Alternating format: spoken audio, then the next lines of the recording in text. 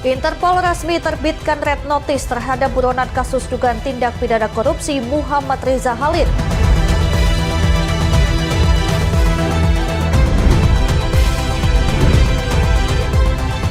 Sebanyak 5 ton miras tradisional jenis Sopi berhasil digagalkan tim gabungan saat operasi Pekat Selawaku, Polda Maluku.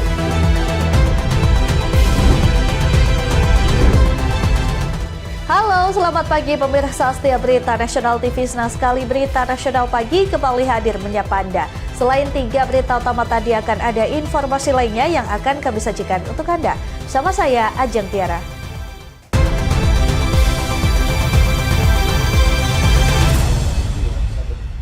Kita ke informasi yang pertama, pemirsa. Interpol resmi menerbitkan red notice terhadap buronan kasus dugaan tindak pidana korupsi Muhammad Riza Khalid. Karopenmas Divhumas Polri Brigjen Pol Truno Yudo menegaskan komitmen Polri dalam penegakan hukum, termasuk terhadap kejahatan yang bersifat transnasional dan internasional melalui kerjasama dengan mitra penegak hukum global.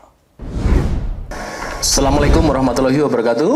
Waalaikumsalam warahmatullahi wabarakatuh. Selamat sore, salam sejahtera bagi kita sekalian. Shalom. Penyampaian tersebut disampaikan Karopenmas Divhumas Polri Brigjen Pol Truno Yudo di Jakarta Minggu 1 Februari 2026. Menurut Brigjen Pol Truno Yudo, komitmen Polri, khususnya melalui Divhub Inter, adalah menyelenggarakan kerjasama internasional, termasuk dalam penanganan kejahatan transnasional maupun internasional, serta pertukaran informasi dengan mitra penegak hukum internasional. Perlu kami sampaikan bahwasannya apa yang menjadi komitmen Polri, khusus di bidang Divhub Inter, tentunya adalah penyelenggaraan kerjasama internasional, ya, termasuk juga terkait dengan kejahatan transnasional maupun internasional, selain juga dengan pertukaran informasi. Rekan-rekan media, pada hari ini kami akan menyampaikan khususnya terkait salah satu fungsi utama dari Set NCB Interpol, yaitu tentang red notice. Ada beberapa hal nanti yang akan disampaikan oleh Sekretaris NCB Interpol. Tentu ini menjadi perhatian rekan-rekan dan terutama juga masyarakat umum. Kami sekali lagi komitmen baik terhadap kejahatan-kejahatan yang bersifat nasional, transnasional, dan bahkan juga internasional. Sementara itu, Sekretaris NCB Interpol Indonesia Divhub Interpolri Brigjen Pol Untung Widiatmoko menyampaikan bahwa Interpol Red Notice atas nama Muhammad Riza Khalid telah resmi diterbitkan pada Jumat 23 Januari 2026. Pasca penerbitan tersebut, Polri langsung melakukan koordinasi intensif dengan Interpol Headquarters di Lyon, Prancis, serta mitra penegak hukum di dalam dan luar negeri. Ia menambahkan keberadaan subjek red notice saat ini telah diketahui dan dipantau oleh Polri. Namun lokasi spesifik belum dapat disampaikan ke publik. Menurutnya, red notice tersebut telah disebarkan ke seluruh 196 negara anggota Interpol, sehingga ruang gerak buronan menjadi sangat terbatas. Kementerian maupun lembaga. Dan tentunya kami, Set NCB Interpol, mendukung langkah-langkah penegakan hukum atas pelaku-pelaku tindak pidana yang melarikan diri ke luar negeri terkait dengan kejahatannya di Indonesia sehingga menjadi buronan internasional yang menjadi fokus kejahatan transnasional dan internasional. Secara teknis kami sudah melakukan koordinasi dengan counterpart kami, dengan Interpol Lyon, dan tentunya rekan-rekan menanyakan pula bagaimana proses terbitnya Interpol Red Notice atas subjek Interpol Red Notice yang bernama MRC tersebut.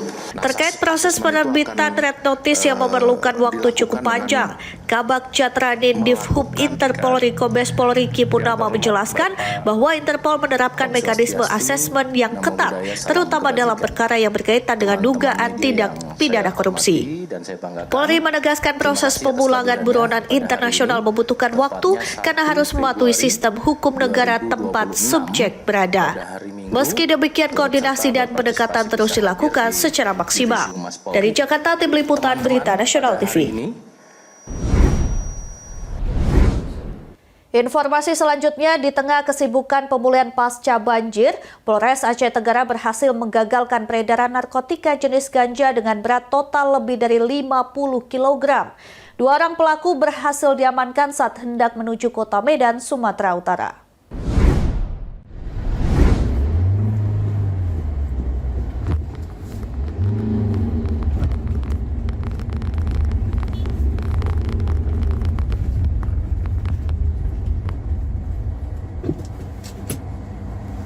Meski sedang fokus pada penanganan pemulihan pasca bencana banjir, aparat kepolisian Resor Aceh Tenggara tetap berhasil mengungkap kasus peredaran narkotika dalam jumlah besar. Penangkapan dilakukan Selasa siang, 27 Januari 2026, sekitar pukul 14.30 waktu Indonesia Barat di Jembatan Desa Katimaju, Kecamatan Ketambe, Kabupaten Aceh Tenggara. Petugas menghentikan sebuah mobil L300 warna putih dan menemukan 2 goni besar berisi ganja dengan total berat 50,7 kg. 2 karung goni tersebut masing-masing berisi 12 bal seberat 26,7 kg dan 11 bal seberat 24 kg. Selain ganja, polisi juga menyita 2 unit telepon genggam serta 1 unit mobil dengan nomor polisi BK 1744.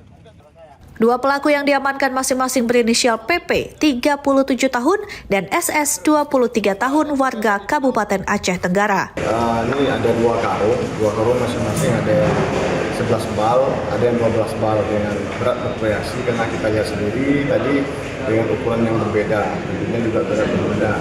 Totalnya ada 23 bal diamankan. Saat diamankan di mana ini posisinya?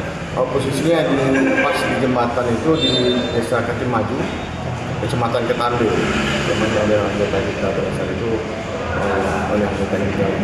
Nah, ganja ini dari mana dan akan bawa kemana ini? Rencananya kan ini mau dibawa ke desa Mares Tulen di daerah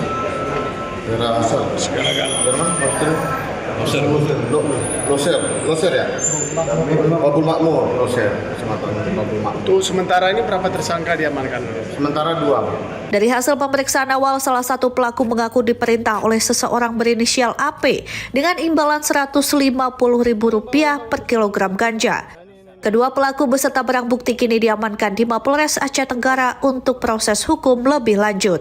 Kepolisian menegaskan akan terus mengembangkan jaringan peredaran narkotika serta meningkatkan razia kendaraan lintas wilayah Aceh Tenggara dan Sumatera Utara. Sementara itu, personil Sektor 4 Ops Damai Kartens 2026 melaksanakan sosialisasi penanaman nilai nasionalisme dan disiplin sejak usia dini di SD Impres Dondobaga, Distrik Mulia, Kabupaten Puncak Jaya.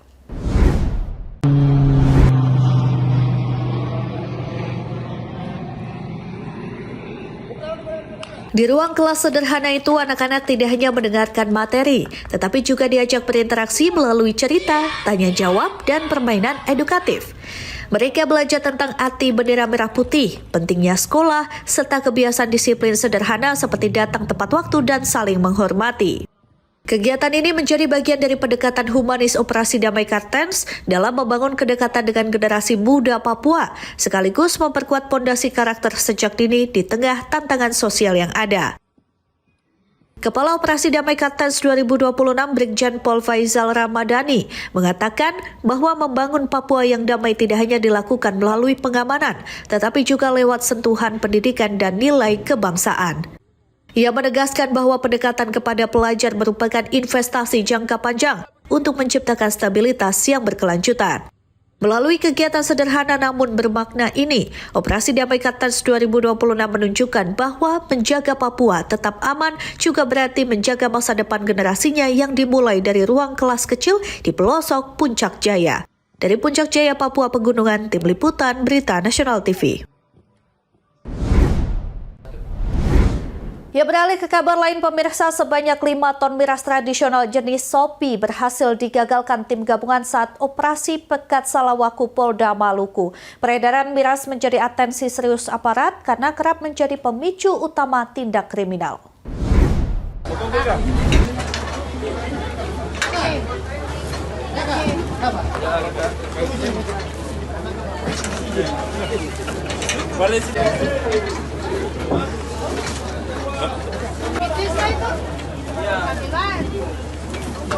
Selama sepekan operasi Pekat Salawaku, Polda Maluku bersama Polres jajaran dan tim gabungan berhasil mengamankan 5 ton miras tradisional.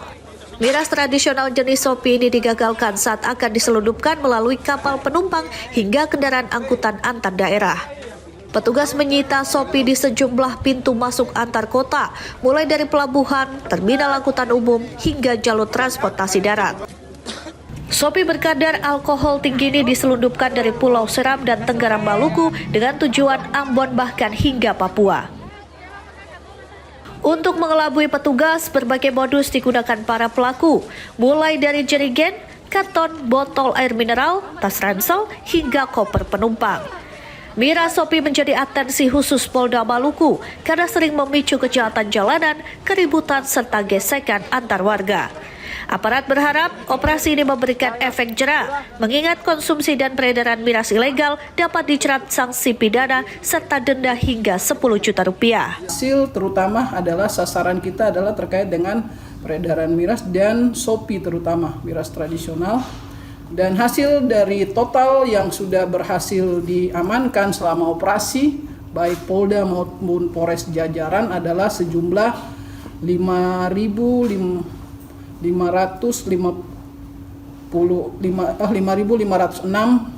liter atau sekitar 5 ton. Itu secara total dari Polda sampai dengan Polres jajaran. Kegiatan-kegiatan ini lebih difokuskan pada lokasi-lokasi pelabuhan maupun terminal-terminal yang merupakan jalur masuk keluar miras melalui laut maupun peradaan lewat darat. Kami dari Polda Maluku berharap dengan adanya kegiatan ini masyarakat semakin sadar bahwa penggunaan miras secara tidak bertanggung jawab tentunya akan berdampak pada gangguan Kamtipmas. Polda Maluku menegaskan pemberantasan miras tradisional Sopi dan sejenisnya akan terus dilakukan sebagai upaya menekan angka kriminalitas. Imbas mabuk miras disebut kerap menjadi akar berbagai kejahatan, terutama bentrok antar warga yang tak jarang berujung korban jiwa serta kerugian material. Dari Ambon, Maluku, Tim Liputan Berita Nasional TV.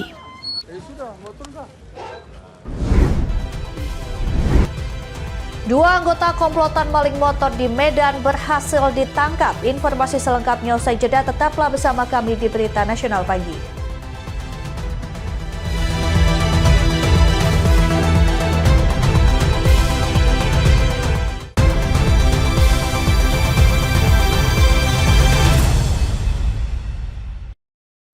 Terima kasih Anda masih bersama kami, pemirsa. Dalam tempo 4 hari, unit Reskrim Polsek Medan Area berhasil menangkap 2 anggota komplotan maling motor di Medan, Sumatera Utara. Saat dilakukan penangkapan, kedua residivis tersebut sempat berusaha melarikan diri. Kedua pelaku inisial MBH dan MA ditangkap petugas di Jalan Beringin Pasar 7, Tembung, Deli Serdang, Sumatera Utara pada Minggu 30 Januari 2026 lalu. Saat dilakukan penangkapan, kedua residivis tersebut sempat berusaha melarikan diri. Petugas yang tak ingin buronan kabur terpaksa melepaskan tembakan dan mengenai kaki kedua tersangka. Kapolsek Medan Area AKP M. Ainul Yakin Senin sore mengatakan kedua tersangka terbukti telah melakukan pencurian sepeda motor di 15 TKP di wilayah hukum Polrestabes Medan. Yakin mengaku komplotan ini berjumlah 3 orang dan memiliki peran dan tugas masing-masing. Tersangka MBH dan MA berperan sebagai eksekutor, sedangkan rekan mereka berinisial D yang kini masih buron berperan memantau situasi saat kedua tersangka beraksi. Terakhir, komplotan ini mencuri sepeda motor milik warga di Jalan Jermal, 11 Medan pada 25 Januari 2026 lalu. Aksi para pelaku terekam kamera CCTV dan viral di media sosial. Didapati MA melakukan kegiatan curanmor sebanyak 10 kali atau 10 TKP dan MB sebanyak 5 kali. Mereka tergabung dalam komplotan yang sudah terorganisir. Ya, disinyalir si D yang menjadi DPO ini dialah yang menjadi otak pelaku. Dialah yang menjual sepeda motor hasil curian. Selain masih memburu tersangka D, petugas juga mencari barang bukti sepeda motor milik korban yang telah dijual para tersangka. Dari Medan, Sumatera Utara, Tim Liputan Berita Nasional TV. Berikutnya terekam kamera CCTV dua pelaku pencurian menggotong dan membawa kabur sepeda motor warga Jalan Jermal 11, Medan, Sumatera Utara. Keduanya sempat mengalami kesulitan mengeluarkan sepeda motor karena dalam kondisi stang dikunci. Dalam rekaman kamera CCTV, dua pelaku masuk ke dalam rumah dengan cara merusak kunci pintu gerbang rumah korban. Setelah keduanya berhasil masuk, pelaku kemudian mengeluarkan sepeda motor NMAX yang terparkir di teras rumah. Keduanya sempat mengalami kesulitan mengeluarkan sepeda motor karena dalam kondisi stang dikunci. Berkali-kali pelaku berusaha merusak induk kunci, namun gagal hingga akhirnya kedua pelaku menggotong sepeda motor korban sampai keluar rumah. Setelah di luar rumah, pelaku akhirnya berhasil mematahkan kunci stang sepeda motor tersebut dan kabur. Korban Ahmad Junaidi Rabu sore mengatakan pencurian tersebut terjadi menjelang sholat subuh sekitar pukul 4:30 waktu Indonesia Barat. Sekitar pukul 2 pagi, dirinya mengaku baru pulang dari luar rumah dan memarkirkan sepeda motornya seperti biasa di teras rumah. Pagi harinya anak korban terkejut setelah melihat pintu gerbang rumah sudah terbuka dengan kondisi gembok rusak. Lebih terkejut lagi, sepeda motor yang biasa diparkir di teras rumah juga sudah tidak ada di tempatnya. Pelakunya yang terlihat dari CCTV itu dua orang. Satu menggunakan masker dan satu yang sedang menghisap rokok. Cara masuk ke dalam seperti apa itu? Cara masuk ke dalam, mereka membuka pagar, mengendap-endap, melihat situasi, kemudian mengangkat kereta keluar dan mematahkan stang keretanya untuk dibawa keluar oleh mereka. Sebelum membuat pengaduan ke Polsek Medan area, korban sempat berusaha mencari sepeda motornya yang dicuri di sekitar tempat tinggalnya. Dari Medan, Sumatera Utara, Tim Liputan Berita Nasional TV. Selanjutnya, aksi pencurian terjadi di sebuah kios di kawasan Kampung Kramat Setu, Cipayung, Jakarta Timur pada Rabu dini hari. Aksi yang terekam CCTV ini terlihat pelaku berjumlah 3 orang dengan mengendarai mobil bak terbuka dan mengangkut isi toko.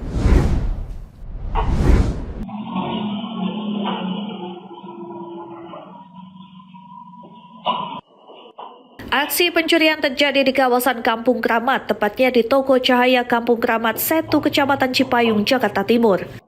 Aksi yang terekam kamera CCTV ini terlihat para pelaku yang berjumlah 3 orang dengan mengendarai mobil bak terbuka, memasuki toko dan mengangkut isinya. Peristiwa ini terjadi setelah hujan turun dan kondisi jalan yang sepi diduga dimanfaatkan para pelaku untuk melancarkan aksinya.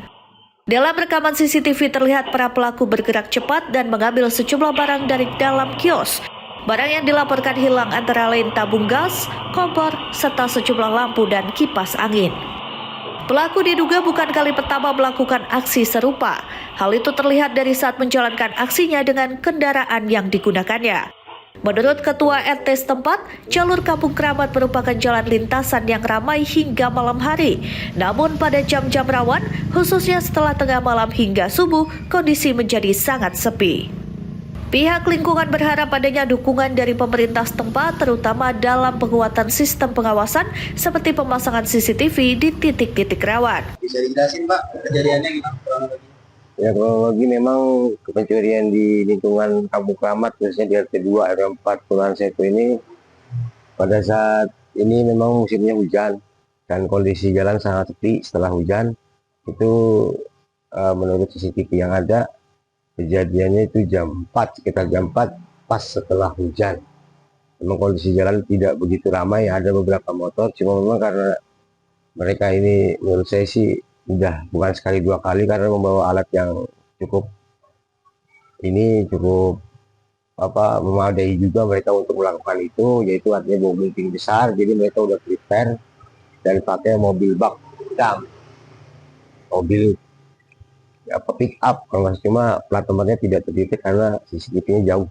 Saat ini kasus pencurian tersebut telah dilaporkan dan dalam penanganan Polsek Cipayung, Jakarta Timur.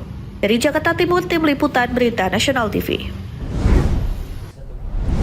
Pemirsa, seorang kakek berusia 82 tahun tewas usai dianiaya secara membabi buta oleh 5 orang pelaku di Serang, Banten. Aksi penganiayaan yang dipicu dendam lama ini dilakukan oleh 5 orang yang masih memiliki hubungan keluarga.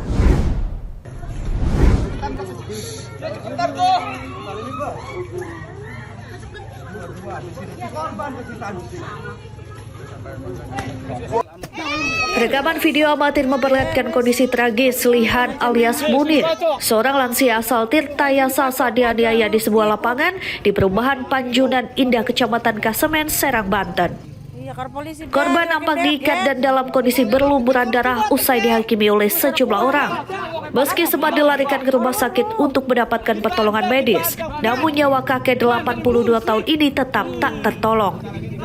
Menindaklanjuti kejadian tersebut, Satreskrim Polres Serang Kota bergerak cepat dan menangkap 5 orang pelaku berinisial J, F, B, H, dan A. Berdasarkan hasil pemeriksaan, kelima pelaku ternyata masih satu keluarga. Pihak kepolisian menyebut aksi ini dipicu dendam pribadi. Korban sebelumnya diduga pernah melakukan pembacokan terhadap pelaku berinisial J pada pekan lalu, hingga pelaku J harus menjalani perawatan di rumah sakit. Saat bertemu kembali di lokasi kejadian, para pelaku tersulut emosi hingga melakukan penganiayaan secara bersama-sama. Jadi untuk kronologisnya, pada hari Minggu tanggal 25 Januari 2026, tersangka berinisial C itu mendapatkan informasi bahwa korban sedang berada di Karangantu, Kecamatan Kasemen.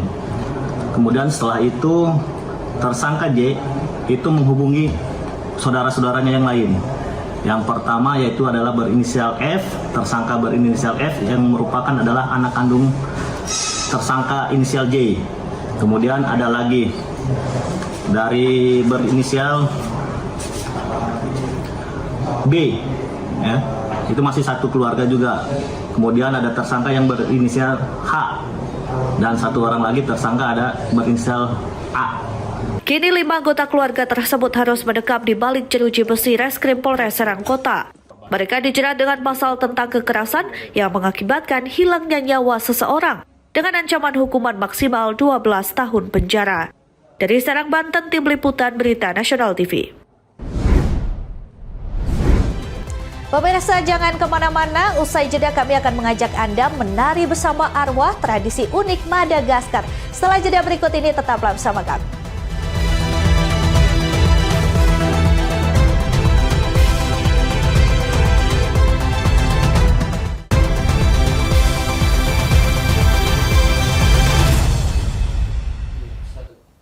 Anda kembali menyaksikan Berita Nasional Pagi. Pemirsa, Madagaskar di tengah iringan musik tradisional dan suara tawa keluarga, peti jenazah diangkat dari makam, dibuka, dan jasad leluhur dibungkus ulang dengan kain baru, lalu diajak menari bersama.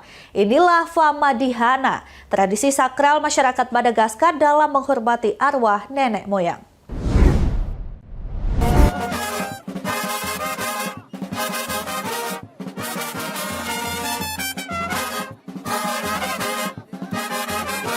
Famadihana adalah tradisi turun-temurun yang dipraktikkan oleh sebagian masyarakat Madagaskar, terutama suku Merina dan Bara. Ritual ini juga dikenal dengan sebutan Turning of the Bones. Dalam keyakinan setempat, orang yang telah meninggal belum sepenuhnya terpisah dari dunia orang hidup. Arwah leluhur dipercaya masih memiliki peran penting dalam memberi berkah, perlindungan, dan petunjuk bagi keluarga yang masih hidup. Ritual Famadihana biasanya dilaksanakan setiap 7 hingga 10 tahun sekali saat keluarga besar berkumpul.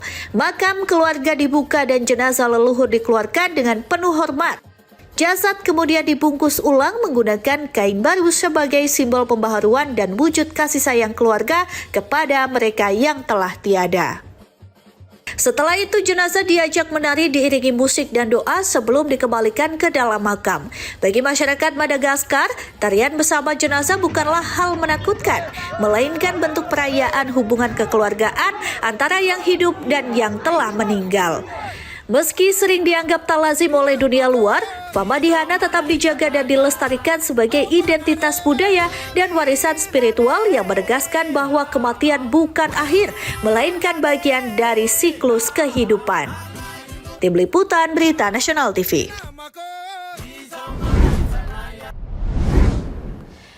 Ya, dari Madagaskar kita beralih ke tradisi kuno Afrika Barat bernama Benin. Di saat matahari tenggelam dan malam mulai menyelimuti desa, sosok raksasa tanpa wajah muncul dari balik kerumunan. Terbuat dari jerami, berputar menari, dan mengundang kagum sekaligus rasa takjub. Inilah Zangbeto, penjaga malam dalam tradisi suku Ogu. Ini dia ulasan selengkapnya untuk Anda.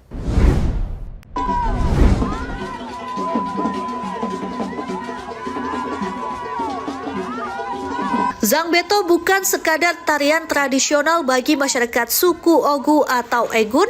Zangbeto adalah simbol kekuatan, keamanan, dan hukum adat yang telah hidup selama ratusan tahun. Secara harfiah, Zangbeto berarti penjaga malam, sebuah entitas spiritual yang dipercaya menjaga desa dari kejahatan dan gangguan. Sumpah, ini siapa sih yang bikin? Saat penduduk terlelap dalam tidur, dalam setiap penampilannya Zangbeto hadir sebagai sosok raksasa berbentuk kerucut, terbuat dari jerami atau serat alami, menutupi seluruh tubuh hingga menyentuh tanah, tanpa wajah dan tanpa terlihat siapapun di dalamnya. Gerakannya cepat, berputar tanpa henti, seolah memiliki kekuatan sendiri, menimbulkan keyakinan bahwa Zangbeto bukan manusia biasa, melainkan perwujudan roh penjaga dalam ritual adat tertentu. Zangbeto dipercaya mampu mengungkap kebenaran, menegakkan hukum tradisional, dan memberi sanksi moral bagi pelanggar adat, menjadikannya sosok yang disegani sekaligus dihormati seiring perkembangan zaman. Zangbeto kini tak hanya hadir dalam upacara sakral, namun juga dalam festival budaya sebagai upaya melestarikan identitas lokal dan memperkenalkan warisan Afrika Barat ke dunia. Di balik jerami dan gerakan misterius itu, Zangbeto menjadi pengingat bahwa tradisi bukan sekadar masa lalu, melainkan nafas kehidupan yang terus bergerak bersama zaman. Tim Liputan Berita Nasional TV.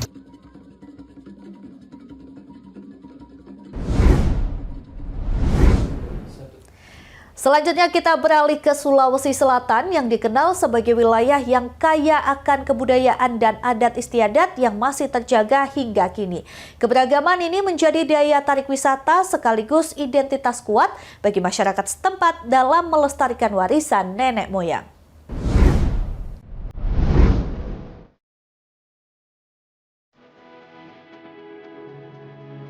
Sulawesi Selatan menyimpan ragam kesenian tradisional yang sangat memukau.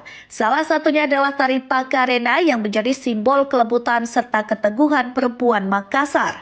Selain tarian, alat musik tradisional seperti gambus dan gendang Sulawesi Selatan juga turut mewarnai setiap upacara adat, memberikan nuansa ritmis yang khas dan penuh makna filosofis.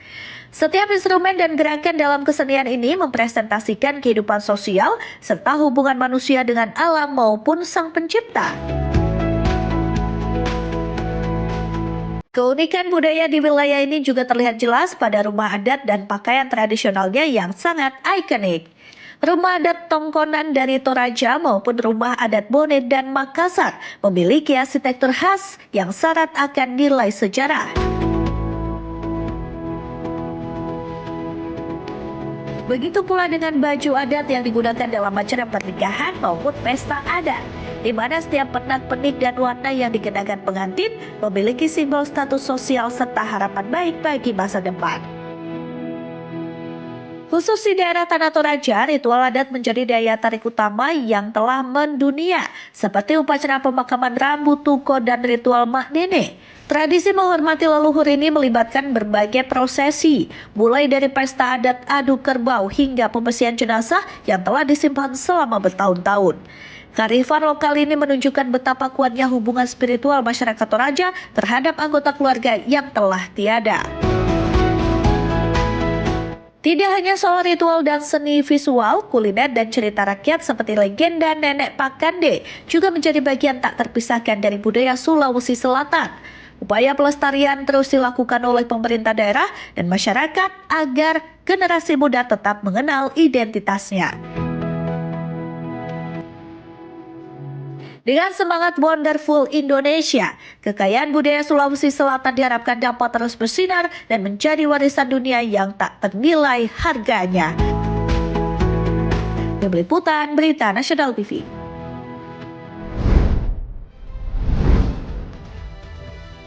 Pemirsa, informasi tadi sekaligus mengakhiri jumpa kita. Demikian Berita Nasional Pagi telah menemani Anda. Saya Ajeng Tera beserta kru yang bertugas pamit undur diri. Terima kasih dan sampai jumpa.